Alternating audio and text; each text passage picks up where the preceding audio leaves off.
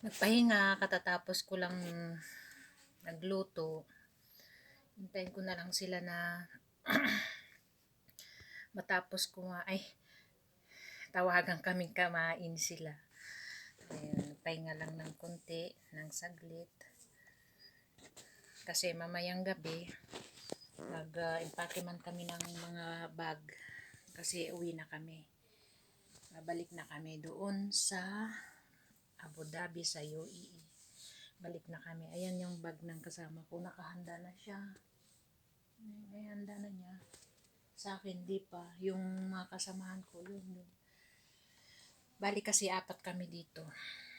Ako na lang ang hindi. Kasi gusto ko pang tanggalin itong mga bedsheet ko.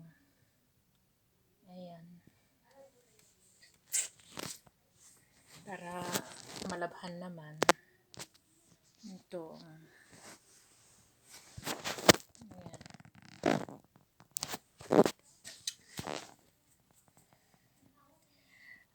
Nakakapagod pero tiis lang.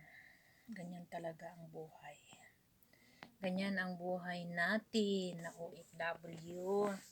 Basta, hindi ba, ano ba to?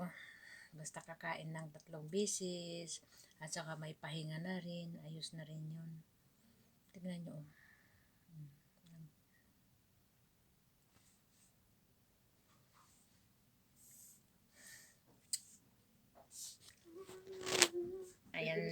Ayan sila, dumating na rin.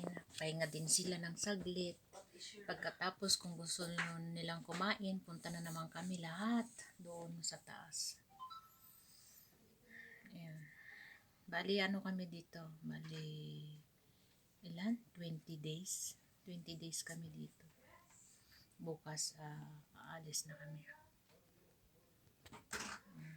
Pero yung ano namin hindi pa tapos dahil nga may trabaho naman ang amo namin. Lunes andun na kami. Linggo makapahinga naman sila. Lunes may trabaho na sila. Ayun. Kaya napaaga yung uwi namin imbis na 28 ganun. 28. Kasi yung visa namin hindi pa tapos. Kaso nga lang yung amo namin may trabaho naman. Ayan. Diba? Punta naman. Dito maganda yung maganda yung klima. Pagkatapos, maganda ba? Kahit lalabas ka, kahit may araw. Medyo malamig, katamtaman lang ang klima. Parang Pilipinas kung nasa labas ka. Meron naman yung time na mainit dito. Kaso nga lang, pag may alas 4, ganun, alas 3, medyo lumamig na. At saka dito iba pala kapag summer o alas 9 ng gabi ay maliwanag pa, may araw pa. Iba pala dito. Di ko lang alam kung ano yung winter. Siguro kung winter, maaga naman yung magdilim siguro. Pag winter siguro, maaga magdilim. Siguro mga alas 5, madilim na rin siguro. Dito. Kaya, tiis lang. Tiis lang tayo.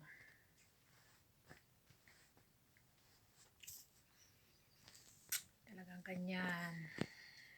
Katulong ang pinasukan. Basta di ba na mananakit yung amo, ayos lang yun.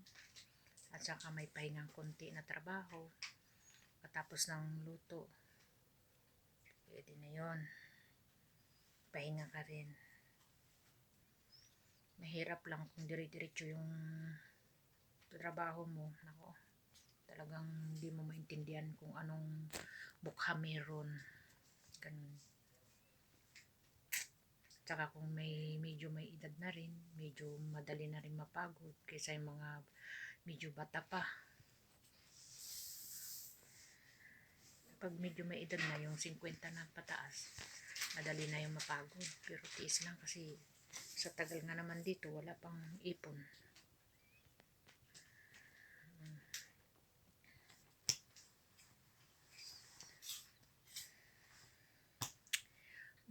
Mahirap talaga ang buhay ng OFW. Tawanan na lang ba? Tawa lang. Tawa na lang tayo.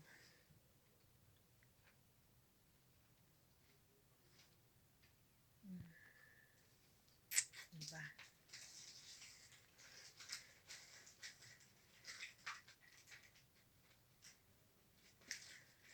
Mamili ka ng ano to mamili?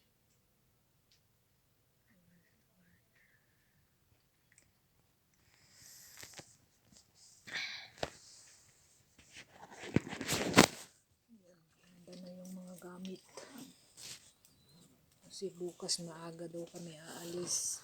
Alas 6 daw. Ay, alas 6. 9:30 daw kami aalis dito. So, hindi kami na alam yung anong oras, mga alas 3 siguro ng hapon. Yun ang flight namin para umaga siguro o kaya gabi. Hindi ko alam. Kasi 6 na oras yata ang pagitan. Ay, ang lipad. 6 na oras. Sige na guys, thank you for watching. Bye-bye. Thank you so much. Nagtuhan na. Oh, ayan din yung isa naming tagaluto. Ayan oh. Yung isa naming tagaluto. Pumunta na rin dito sa kwarto para magpahinga. Maya-maya. Ilang number yung luto mo doon? Ilang? Number 3. Kasi sa sunog. Number 3. Yung gawin ko na lang 7. 7 na. Kasi kanina, bakit? Ayan na. Pwede naman siguro. Ang laki ng pinagbago, ano? Sige na.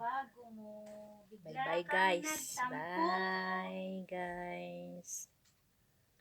Ano yun? 2 ba yun? O 3? Sige na.